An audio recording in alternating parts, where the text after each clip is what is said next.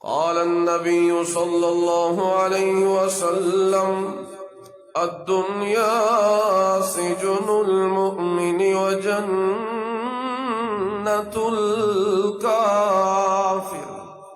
یہ دنیا مومن کے لیے قید خانہ اسی لیے بنایا ہے کہ جس طرح قیدی قید خانے کے اندر اصولوں کا پابند ہوتا ہے، اس کا ایک ایک لمحہ اصولوں کے تحت گزرتا ہے، اس کی ہر حرکت قوانین کے تحت ہوتی ہے، وہ قوانین کو توڑ کر کچھ بھی نہیں کر سکتا، اپنی مرضی نہیں چلا سکتا. اسی طرح یہاں بھی کہنے کا مطلب یہ ہے، اے مومن بندہ، تیرے حق میں دنیا کو قید خانہ اسی لیے قرار دیا جا رہا ہے، ورنہ یہ ظاہراً تو قید خانہ نہیں، ظاہراً تو ہمیں آزادی ہے، لیکن در حقیقت قید خانہ اس لیے کہا کہ اس میں اللہ اس کے رسول کے قانون کی طرف اشارہ کیا ہے. مومن پابندیاں کرنے والے بن جاؤ، تھوڑی دن کی پابندیاں ہیں، پھر اس کے بعد آزادیاں ہی آزادیاں ملنے والی. اور در حقیقت یہ وہ غلامی ہے جس غلامی کے اندر آزادی بھی اس غلامی پہ قربان ہو جاتی. محمد کی غلامی ہے سند آزاد ہونے کی، خدا کے دامن توحید میں آباد ہونے کی. یہ ایسی غلامی ہے کہ اس پہ آزادیاں بھی قربان کی جا سکتی. سن سن کے ہماری زندگیاں گزر گئی ہیں، ہم صرف سننے کے لیے یہاں آتے ہیں. اے کاش ہم سنتے عمل کرنے کے لیے.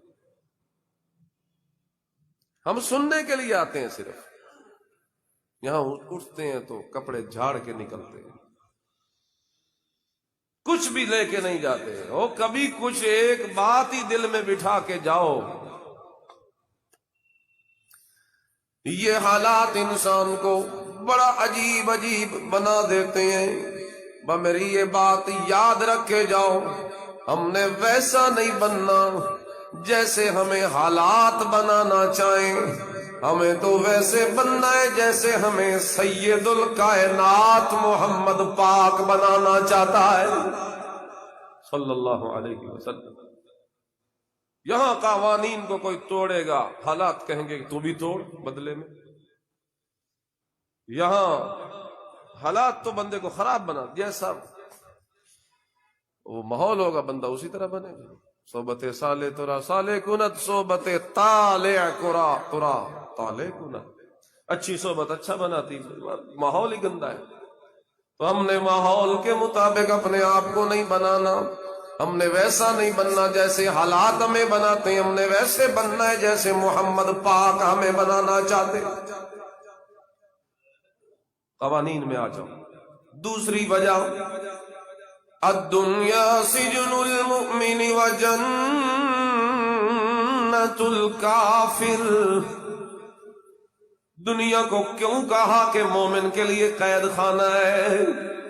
اس کی دوسری وجہ یہ ہے کہ جس طرح قید میں مشقت ہوتی ہے، تکلیف ہوتی ہے، مصیبتیں ہوتی ہیں، اسی طرح دنیا کی زندگی میں مومن کے لیے مصیبتیں بھی آتی ہیں اللہ کی طرف سے. کیوں آتی ہیں؟ آزمانے کے لیے. احسب الناس ان يتركوا ان يقولوا آمنا وهم لا يفتنون ولقد فتنا الذين من قبلهم فليعلمن الله الذين صدقوا وليعلمن الكاذبين.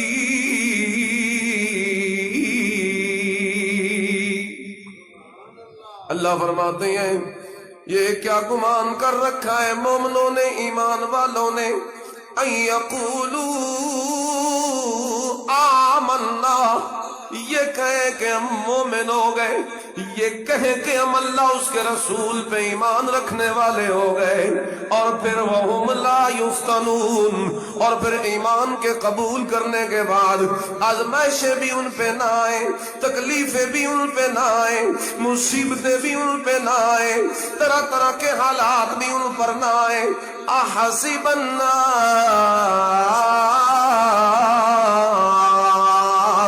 یہ کیا گمان کر لیا ہے مومنوں نے؟ ایسی بات ہرگز نہیں۔ اگر ایمان قبول کیا ہے تو پھر اس ایمان کے قبول کرنے کے بعد آزمائشوں کے لیے ہم وقت مومن کو تیار رہنا چاہیے، اس لیے کہ جتنا ایمان پکا ہوتا چلا جائے گا اتنا ہی مصیبتیں اور آزمائشیں اور فتنے زیادہ ہوتے چلے جائیں گے۔ وہ قرآن کریم میں سورۃ البقرہ میں اللہ فرماتے ہیں وَلَنَبْلُوَنَّكُمْ بِشَيْءٍ مِّنَ الْخَوْفِ وَالْجُوعِ وَنَقْصٍ مِّنَ الْأَمْوَالِ وَالْأَنفُسِ وَالثَّمَرَاتِ وَبَشِّرِ الصَّابِرِينَ الَّذِينَ إِذَا أَصَابَتْهُمْ مُصِيبَةٌ قَالُوا إِنَّا لِلَّهِ وَإِنَّا إِلَيْهِ راجعون۔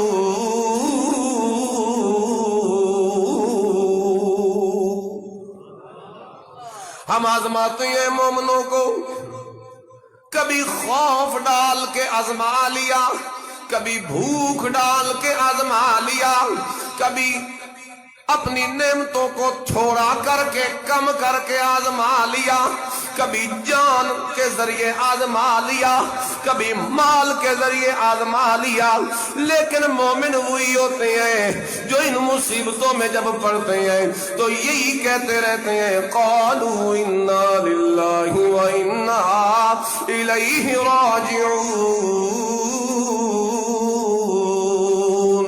تیری طرف سے ہی آئی ہے مصیبتیں، ہم بھی تیرے ہیں، لوٹ کے بھی تیری طرف جانا ہے۔ تو اچھے حالات میں رکھے میں پھر بھی صابر و شاکر رہوں گا، تو برے حالات میں رکھے میں پھر بھی صابر و شاکر رہوں گا۔ تو اگر جیسا بھی میرے ساتھ معاملہ کر دے، میرے باغ اجاڑ دے، میری فصلوں کو تباہ کر دے، میرے بچوں کو مار لے، میری عزت کے سودے ہو جائیں، میری جان کے ٹکڑے ہو جائیں، لیکن میں تیرا ہی بن کے رہوں گا۔ میں نے تیری ذات سے محبت کو نہیں چھوڑنا، اس لیے کہ میں نے تو جب تیرے ساتھ یارانہ لگا لیا ہے تو اب تجھے چھوڑنے والی بات ہی کبھی میں نہیں سوچ سکتا۔ اس لیے یہ آتی ہیں آزمائشیں، اور جس طرح قید خانے میں قیدی مصیبتوں میں گزارا کرتا ہے لیکن اس کے بعد رہائی مل جاتی ہے، بالکل اسی طرح چند دنوں کی قید اور مصیبت اور تکلیفیں اور آزمائشیں ہیں، یا تو دنیاوی تکلیفیں ہو سکتی ہیں، یا دوسری تکلیفیں مومن پہ اس دنیا میں عبادت کی مشقت والی ہوتی ہے۔ وہ اگر تہجد پڑھنا چاہے تو نیند کو چھوڑنا بھی تو تکلیف ہے، بستر کو چھوڑنا بھی تو مشقت ہے۔ وہ اگر اپنے دل میں گندے خیال کو پورا کرنا چاہے لیکن اللہ کی بات مان کے نہ پورا کرے تو خواہشات کو ذبح کرنا تو بھی بہت بڑی قربانی ہے۔ یہ سارے مجاہدے، یہ ساری مشقتیں، یہ ساری عبادتیں، یہ ساری ریاضتیں، یہ ساری لطافتیں، یہ ساری چیزیں اس میں شامل ہیں، اور اللہ نے اسی لیے میرے نبی کریم نے اس لیے دنیا کو جیل خانہ قرار دیا کہ جس طرح جیل خانے کے اندر قیدی قانون کا پابند ہوتا ہے، تمہیں دنیا میں اللہ اس کے رسول کا پابند بن کے رہنا پڑے گا۔ اور دوسری بات یہ کہ جس طرح قیدی مصیبتوں کے اندر گزارا کر لیتا ہے اور پھر رہائیاں پا جاتا ہے، اسی طرح تم بھی دنیا کی مصیبتوں کو چند دن برداشت کر لو، یہ مصیبتیں مٹ جائیں گی اور اس پہ ملنے والا ثواب ہمیشہ کے لیے تمہارے نامہ اعمال میں پکا ہو جائے۔ مشقت جلدی ختم ہو جاتی ہے لیکن اس پہ جو ملنے والا اجر ہوتا ہے وہ قیامت تک باقی رہتا ہے۔ یہی اگر ہم چیز سمجھ لیں۔ 2 بجے ہو گئی۔ اللہ اللہ اللہ اللہ۔ اسی طرح تیسری وجہ یہ کیوں کہا کہ دنیا جیل خانہ ہے مومن کے لیے؟ تیسری وجہ یہ ہے کہ جس طرح قیدی قید خانے کو گھر نہیں سمجھتا، جس طرح قیدی قید خانے سے محبت نہیں کرتا، دل نہیں لگاتا، یہ بات کر کے میرے نبی نے اپنی امت کے لوگوں کو اشارہ کیا، اس دنیا میں تم نے دل لگا رکھا ہے، یہ تو تمہارے لیے قید خانہ تھا۔ تو قید خانے سے بھی کبھی کسی نے محبت کی ہے، قید خانے سے بھی کبھی کسی نے دل لگایا ہے؟ تم نے دنیا سے دل لگا لیا۔ جگہ جی لگانے کی دنیا نہیں ہے، یہ عبرت کی جا ہے، تماشا نہیں ہے۔ یہ جی لگانے والا مقام ہے، یہ تو بڑا دھوکے کا گھر ہے، مچھر کا پر ہے، دھوکے کا گھر ہے۔ بڑے بڑے دنیا میں آئے جی لگانے والے، لیکن ان کا انجام دنیا نے دیکھا، مٹ گئے۔ اور دنیا میں لاکھوں اربوں انسان پہلے جا چکے ہیں، اب بھی قیامت تک آتے رہیں گے، جاتے رہیں گے، پہلے سے لے کے آخری انسان تک ہر کسی کا قصہ ایک جیسا ہے۔ آتا ہے دنیا میں، بڑے پالتے ہیں، پھر ایک دن ہوتا ہے کہ خود بڑا ہو جاتا ہے، پھر ایک دن ہوتا ہے کہ وہ بڑا بھی زمین کی مٹی کے اندر پیوند ہو جاتا ہے، وہ بھی خاک در خاک ہو جاتا ہے، اور وہ بھی خاک در منو مٹیوں کے نیچے دفن ہو جاتا۔ کل بیٹھا تھا خوبصورت روشنیوں والے جگمگاتے کمروں میں، گرم بستروں پر، ریشم کے لحافوں میں، اور آج پڑا ہے قبر کی مٹی میں، اور کیڑے مکوڑے اس کے بدن کو کھا رہے ہیں۔ ہم اس کی فکر کریں، ہم آئے روز فوتکیاں دیکھتے ہیں، جنازے اٹھاتے ہیں، قبروں پہ جاتے ہیں، لیکن ہمارے دل نہیں ہلتے۔ تو یہ تین چیزیں آپ کو سمجھ آ گئی جی، کہ حضور نے فرمایا کہ دنیا مومن کے لیے قید خانہ ہے۔ تو کس وجہ سے کہا؟ تین وجوہات میں نے بیان کی ہیں۔ پہلی کون سی؟ کہ جیل میں قیدی قید خانے کے قوانین کا پابند ہوتا ہے، اس میں اشارہ کیا کہ دنیا تمہارے لیے قید خانہ ہے، لہذا اللہ اس کے رسول کے احکام کی پابندی ہوگی، اس سے آزاد نہیں ہو سکتے تم۔ نمبر دو، وہ مصیبتوں تکلیفوں میں گزارا کرتا ہے، پھر رہائی پا جاتا ہے۔ تم بھی چند دن مصیبتوں اور تکلیفوں میں خندہ پیشانی کے ساتھ ان کا مقابلہ کر کے برداشت کرو، رہائی تم ایسی پاؤ گے، یہاں سے آنکھیں تمہاری بند ہوں گی، اور آگے سے اعلان ہو رہا ہوگا، یا ایتھا النفس المطمئنہ، یا ایتھا النفس المطمئنہ ارجعی إلى ربك راضية مرضية فادخلي في عبادي وادخلي جنتي۔ اور دنیا کے اندر مطمئن رہنے والے، چل آج اب تیرا وقت پورا ہو گیا ہے، اب وقت کے پورا ہو جانے کے بعد اب تیری روح کو جب اس بدن سے نکالا جائے گا، سیدھا میں نے جنت کے دروازے کھول رکھے ہیں تیری روح کے لیے، اس عیش و عشرت کے مقام بنا رکھے ہیں تیری روح کو ٹھہرانے کے لیے۔